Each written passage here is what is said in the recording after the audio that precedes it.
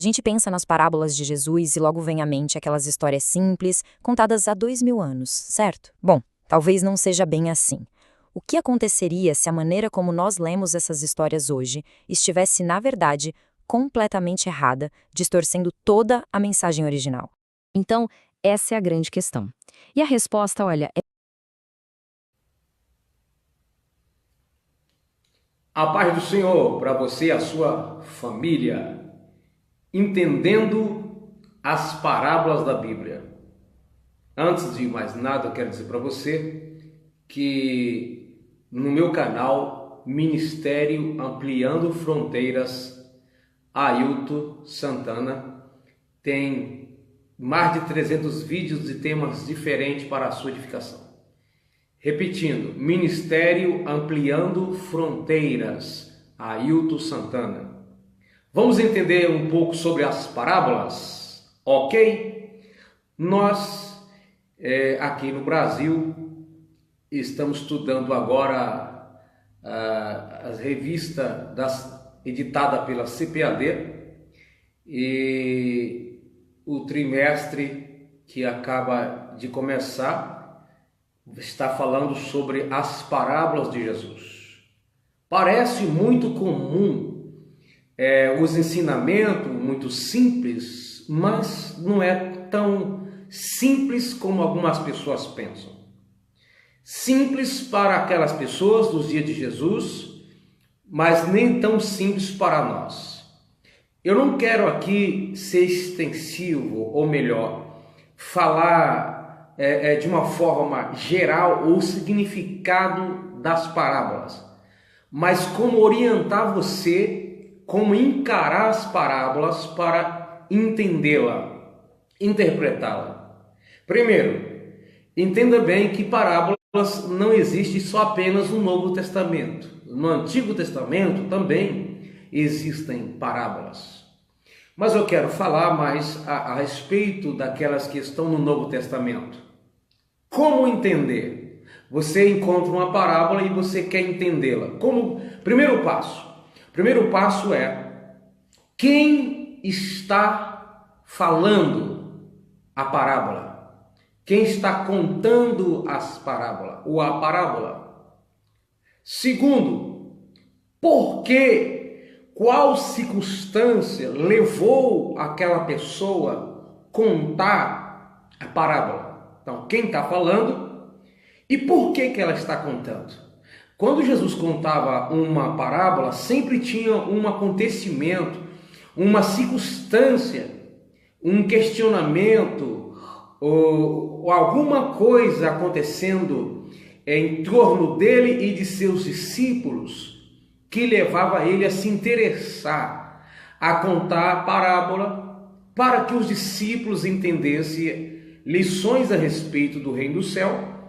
Às vezes também a multidão, ou quando ele queria que os discípulos entendessem e os críticos não entendessem, porque seria como lançar pérola aos porcos. Então, algumas parábolas Jesus contava para que os críticos não entendessem, apenas os discípulos. Então, quem está contando a parábola? Por quê? Qual circunstância? Para quem a parábola está sendo dita? Porque isso pode clarear, facilitar a compreensão. Quem, por quê e para quem a parábola está sendo dita. Uma outra coisa, quais os elementos usados na parábola? Você pesquise, está falando sobre o joio e o trigo. Pesquise os elementos que estão na parábola. O principal é joio e o trigo. Descobrindo então o que é joio e o que é trigo, você vai entender por que o que levou Jesus a usar esses elementos, o que ele queria dizer com isso, certo? Repetindo, recapitulando. Quem está contando a parábola? Qual a circunstância da parábola? Para quem está contando a parábola? Jesus está contando a parábola para quem?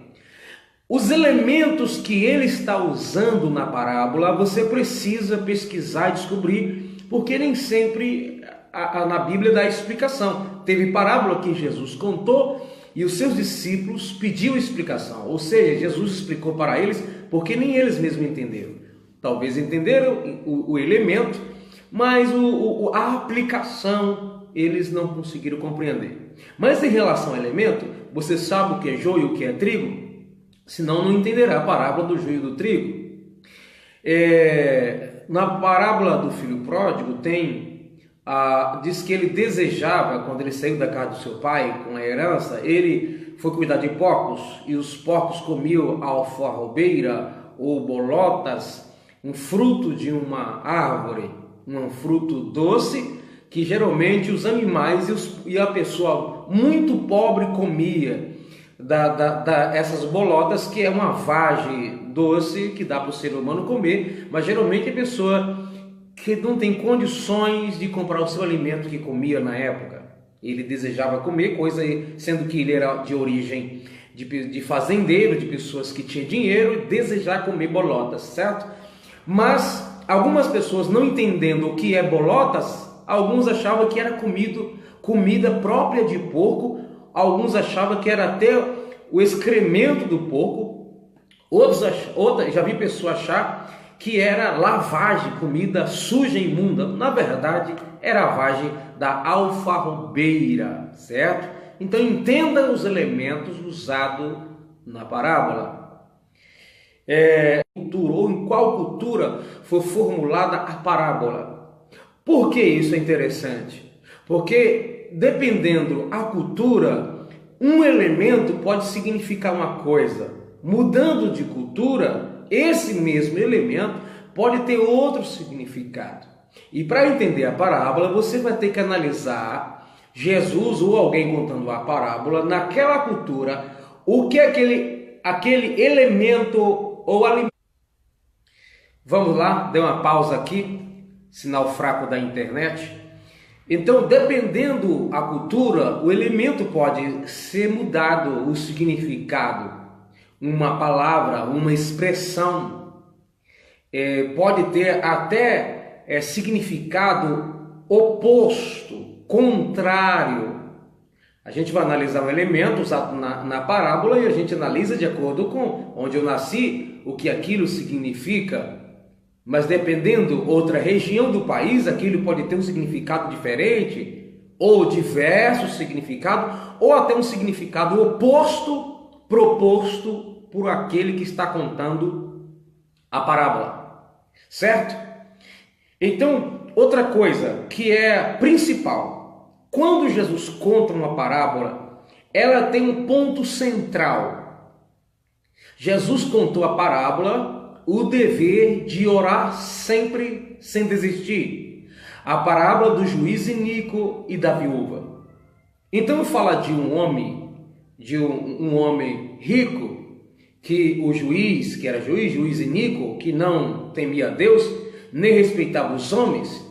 Ele se sentia importunado pela insistência daquela viúva e disse: eu vou ajudá-la para que ela pare de me importunar.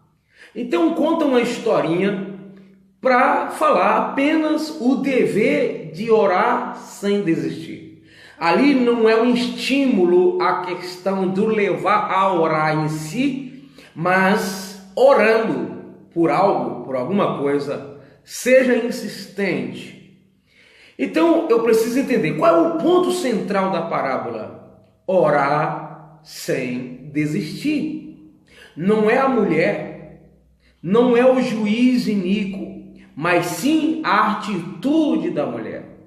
Não entendendo isso, o que é que a gente faz?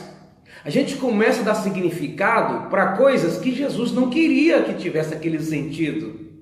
Jesus conta a parábola do juiz iníquo não dizendo que o juiz iníquo representa Deus, porque o juiz iníquo é uma imagem negativa na parábola. O juiz iníquo, ele não tem como ser um tipo de Deus, representar Deus, estar no lugar de Deus, porque ele se sentia importunado. Deus não se sente importunado, não dá para comparar. O juiz Inico deu para que a mulher parasse de importunar. Deus, quando ouve e atende a nossa oração, não é para que a gente pare de orar. Então não dá para comparar a imagem negativa daquele homem comparando a Deus. O homem foi resistente, não queria resolver o problema da viúva, até resolver. Ele resolveu na parábola, entenda bem que não é uma história real, uma parábola, né? Ele resolveu o caso dela, né? Para que ela parasse de importunar. Deus, quando escuta a nossa oração, não é que ele não quer, logo que ela está insistindo, ele insistiu tanto, então eu resolvi abençoar. Deus não pensa assim. Deus às vezes dá tempo, você vai ter comunhão nesse período, você vai amadurecer, você vai compreender, vai falar com ele continuamente, vai ouvir a voz dele. Tem várias coisas que estão em torno da nossa comunicação que nos leva à comunhão com Deus. Então não dá para comparar Deus com o juiz iníquo em parte alguma. Então o ponto central deve ser considerado. O que ele queria dizer quanto a essa parábola? Apenas. A mulher representa o quê? Ninguém. A atitude dela que deve ser levada em consideração por aqueles que oram a Deus. Ser insistente, certo? Ser insistente. Quando a gente lê uma parábola, muitas parábolas têm muitos detalhes. Aí a gente sai pegando elementos, cada elemento dá um significado. Se não descobrir o ponto central, a gente se perde na parábola. Na parábola existe o que se chama de enfeite narrativo. Então, o enfeite narrativo, como a parábola é uma forma de história que vai colocar paralelo à mensagem, ou uma mensagem profunda contada, conta-se uma simples mensagem, uma simples história, né? Para demonstrar ou revelar uma mensagem profunda, divina para o ser humano. Tem que contar, então, ela não pode vir assim, direta, ela tem que ter os elementos que estão em torno dela. Por exemplo, a parábola das 10 virgens. Sabemos que existiam essas 10 virgens num cortejo nupcial. Elas não confundiam as 10 virgens com a noiva e o noivo está indo no cortejo e as 10 virgens junta com eles. Agora, a questão por que era 10, que era na história antigamente, acontecia isso no casamento, não significa que 10 representa isso. Vamos supor que 10 na Bíblia represente alguma coisa. Só que Jesus não inventou um número porque na Bíblia tinha significado, porque depois da Bíblia escrita é que nós encontramos certo significado. Só que quando Jesus conta a parábola das 10 virgens, ele não quer que você entenda que 10 significa alguma coisa, mas porque no casamento existia 10 virgens. O ponto central da parábola das 10 virgens não é se o azeite representa o Espírito Santo, não é que 10 simboliza alguma coisa, não é que 5 dormiu e a outra 5 também. Ali está falando, lembra-se bem que começa a falar das virgens loucas e das virgens prudentes. O que ele quer dizer, se você, algumas parábolas, ela já dá a moral dela, o ponto central, quando começa. Jesus conta a parábola do dever de orar sempre sem desistir. Já ele fala o significado, a moral da parábola. Quando você lê a 10 virgens, está no final. Esteja, pois, apercebido, porque você não sabe a hora que vai vir o Senhor. Seja lá o que ocorre em torno da parábola das 10 virgens, e o que ele quer dizer é o seguinte: esteja pronto, não apenas esperando. Porque esperar não é o principal. O principal é estar pronto. Por que não é o principal? Porque as loucas também estavam esperando o noivo. Só que só 5 estavam prontas. Está falando da prudência. Como é que eu estou esperando o noivo? Isso é o principal. Não basta esperar o noivo. Então Jesus está falando, a questão ali, ele não está dizendo espere o noivo, mas esteja pronto para receber o noivo. A ideia é a da vigilância. É a vigilância que as prudentes tiveram, que nós como igreja precisamos ter. A prudência, a vigilância, sermos sóbrios, porque não sabemos a hora que ele vai vir. Então, enfeite narrativo, então Jesus conta a parábola. Aí tem a dracma. O que é o ponto central? Podemos dizer que é a alegria da mulher quando encontra, certo? E o esforço dela para encontrar. O principal é o esforço de Deus em busca do pecador perdido. E a alegria que ele tem quando o pecador se volta para ele. Agora, essa questão de vassoura, as amigas que ela convida, na parábola, a mulher que perde, ela representa Deus, mas não Deus perdendo. Ela representa Deus na parte quando ela está procurando. Então preciso entender qual é o ponto central do filho pródigo, certo? Nós nos concentramos muito no filho, mas Jesus, quando conta a parábola, o que ele quer destacar é a atitude do pai. Apesar de falar muito do filho, ele quer destacar a atitude do pai. Na dracma perdida é a atitude da mulher. Na parte da ovelha perdida é a atitude do pastor em busca da ovelha perdida. Agora, as 99 que ele deixou no curral, o que é o curral? Isso é enfeite narrativo para ter uma história, então conta várias coisas. Não significa que esse curral tem um simbolismo, não é essa a proposta. Jesus está no meio dos pecadores e publicanos e as pessoas questionam ele, porque como judeu, Jesus como é que vai estar no meio dos ímpios, pecadores, imundos?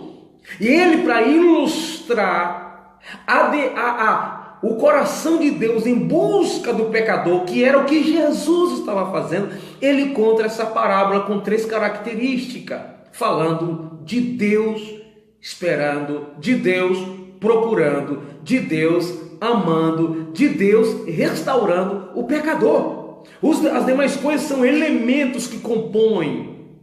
Então, se eu me concentrar nos elementos que compõem, nos enfeites narrativos, e não me centrar no ponto onde Jesus queria dizer a moral, eu vou dar significado para a parábola que nela não existe. Toda parábola ela tem alguma coisa e você precisa entender. Primeiro, entenda bem, ele está falando, quem está falando para quem? O que ele queria dizer com isso? O que levou? Olha no contexto, quem é que está próximo de Jesus? O que ele quer dizer? Ele conta uma parábola como uma maneira de jogar uma indireta. Tem parábola que Jesus fala com uma forma de indireta, e quando ele fala, as pessoas entendem e falam assim: olha, nós ficamos ofendidos com isso que você está falando. Jesus contou e eles começaram a entender, e Jesus foi duro nas palavras.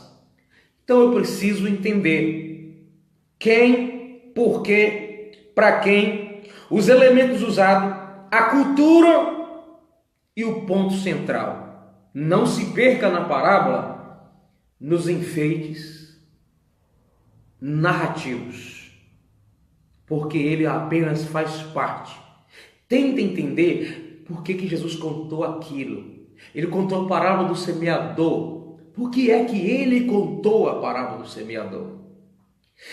Quais eram as pessoas que estavam próximas de Jesus quando ele conta a parábola? Aí depois, você entendendo isso, você vai entender a sua aplicação para nós, aplicação para os discípulos, aplicação se tem para a multidão, fora os discípulos, aplicação para nós hoje, se ela é escatológica, se ela já se cumpriu, se ela está se cumprindo, porque existe coisa da parábola que está se cumprindo. Por exemplo, a parábola do filho pródigo, as pessoas pegam como que fosse pessoas desviadas no evangelho hoje. Mas o filho pródigo representa todo o pecador, sem exceção, distante de Deus. Jesus, quando veio, ele não tinha ninguém justo. Ele usa a expressão: quem precisa de médico é os doentes. Isso não quer dizer que estivesse alguém são ali. Todo mundo era doente. Só que Jesus quer dizer qual é a proposta dele. Quando fala que deixa 99, são enfeites narrativos. Como é que um pastor, o amor, para demonstrar o amor de um grande pastor por uma ovelha, ele tem 100, uma lhe faz grande falta.